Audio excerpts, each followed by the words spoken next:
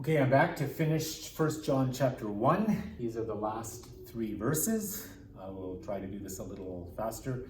I will also stop in between to see if it's actually recording because I just recorded it and it didn't record, and this is my second take. Here we go.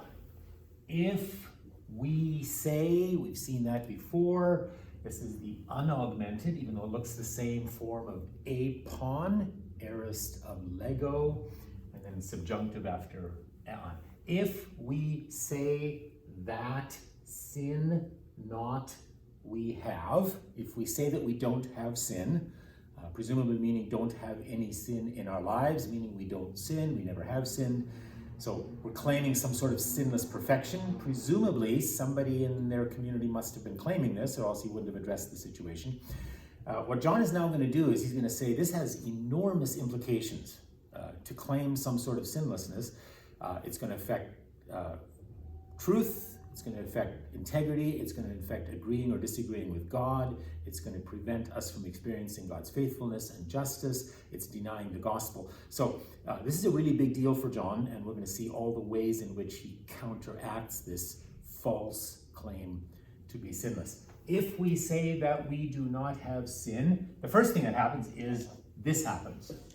Planomen haautus. So this is not a subjunctive. It's got this kind of long vowel here because it's planao, alpha contract verb, contracting with the omicron of the ending. So it's an indicative. We are deceiving haautus, ourselves. So the first thing that goes wrong if we claim to be sinless is we're deceived. We are in fact sinful, and we're claiming something that's not true. So maybe we're lying, that's the other possibility. We know we're sinners, but we don't want to admit it. But he's addressing, first of all, the situation that we think we are sinless, but we're deceived. We never are sinless. We deceive ourselves. Now another way to say sort of the same thing, and the truth not is in us. So our inner convictions do not correspond to truth. So we're deceived. If, however, now this is going to be the alternative, and we're going to spend a little bit of time on this word homologeo, or homolog, yeah. So this one is a subjunctive. This is it's an epsilon contract verb, and that would have an homologumen ending if it was not a subjunctive. But this is subjunctive because of the eon, conditional subjunctive. If we confess our sins, so these are the two choices. We can either claim that we don't have sin, in which case we're self-deceived, or we can confess that we have sin, and then it has a different result. So this word homologeo, literally it means to say, this is the word for word, or speak, and then homos is the same. We have the word homo in words like homogeneous, or homogenized, or homosexual, like homo means the same. So we say the same. So we're in agreement on this. Well, who are we agreeing with if we confess sins? Well, we're agreeing with God. God declares that we are sinners. If we say the opposite, first of all, there isn't truth in us. Secondly, we're deceived, which is kind of this way of saying the same thing. And soon we're going to say we're calling God a liar, because God declares that we in fact are not sinless, and if we claim the opposite, then we're deceived and we're calling God a liar. So there's two choices. We either deny our sin or we agree with God about our sin. We confess. We say the same thing. Actually, con means with in Latin, and fess comes from a word that means to speak. Actually, it might come from the Greek, phene, I'm not sure. So the idea of saying in agreement together is where we get this confession, which means that the two ways that we use this in English, we confess our faith and we confess our sins, are really not that different from each other. It's just what are we agreeing about and who are we agreeing with. When we confess our faith, and we're joining with God's faithful people in speaking our convictions, and when we confess our sins, we're agreeing with God about them. So it's speaking the same thing together is what confession means in Greek and in English. So two choices: we deny our sin and we're self-deceived and there's no truth in us, or we confess our sin. And what then happens? Then, and now we switch to a different verb, he, she, or it is faithful or believing. So this is now going to be God is faithful, because God is the one whom we're agreeing with and who then will forgive us. So with God, we don't usually say God is believing. We usually say God is faithful. It's the same word though. God is faithful and dikaios, just, so that. Now this word hina usually means for the purpose that, purpose subjunctive, but it can also have the idea of with the result that, so that this happens. In the case of this sentence, you don't want to say that God is now going to be faithful and just so that this happens, as if he wouldn't have been faithful and just otherwise, but he has strategy, so he wants to accomplish something, so he's going to be faithful and just. No, he always is faithful, and he always is just, and he isn't that for some purpose. He is that with a certain result. The result of God's faithfulness and justice is that he forgives us the sins. So in the case of hina here, it usually means in order that, but here you could think of it as with the result that, so that this happens. So he is faithful and just. This is the word aphiemi.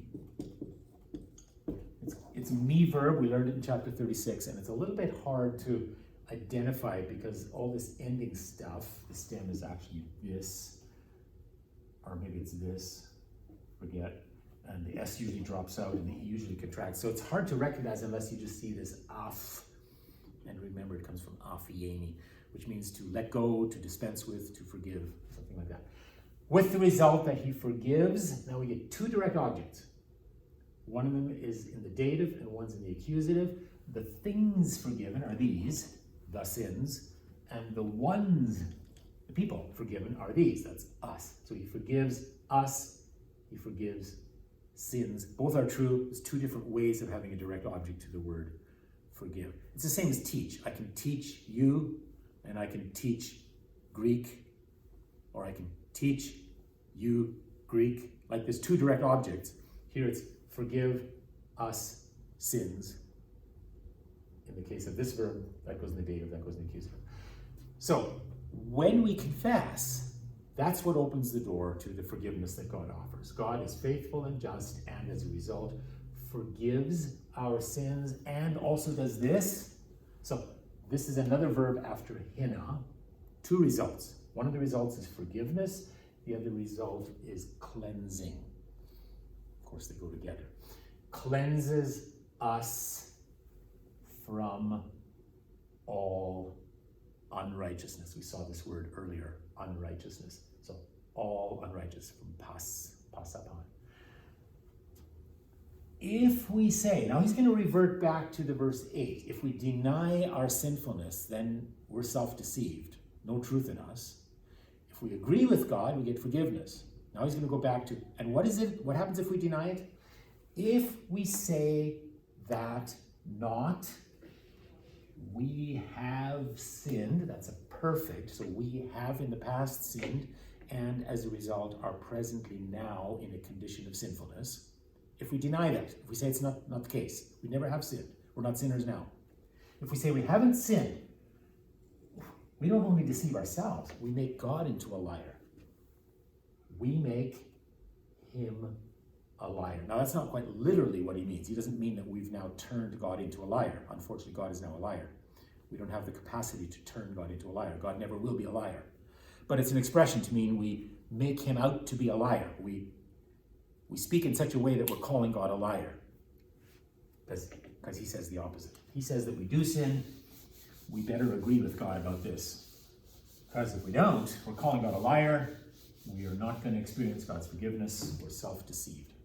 So if we say that not we have sinned, we make him a liar, and the word of him, his word, is not in us. Before it said the truth is not in us. Now the word is not in us. So the word that God speaks about us isn't being internalized. We're not agreeing with God. We're not admitting, confessing our sins. So logos here can just mean what God says about sin, but because logos has already been used for Jesus, in this chapter, and of course in John, I think there's an additional meaning, and that is that Jesus himself is not living out the divine life within us. We're blocking Jesus' presence in us, the presence of the Word, by our own claims of sinlessness, and therefore are not believing that we need God's forgiveness. So there's a lot at stake, according to 1 John, in claiming some sort of sinlessness. The gospel is not that God makes us sinless. The gospel is that God deals with the fact that we're sinners. I mean, in one sense, once they were forgiven and cleansed, the sin is gone, but not because we're sinless people. It's because the sin has been removed from us that is there. This book is going to go on later on to say, but we can't keep on sinning, and yet we do. In fact, there's going to be some paradoxes here where we dare not claim that we don't sin, but we also dare not keep on sinning. And so we're going to have to watch the tenses really closely to see how that helps us sort out what sounds quite a bit like a paradox. So it gets us to the end of what we call chapter 1, even though John didn't divide his letter into chapters. So the first part of chapter 2 is actually going to continue with this whole theme of how does God deal with our sins, and what are the results of our confession and God's forgiveness. So that takes us to the end of chapter 1. Stay tuned for the next one, where we do the first part of chapter 2.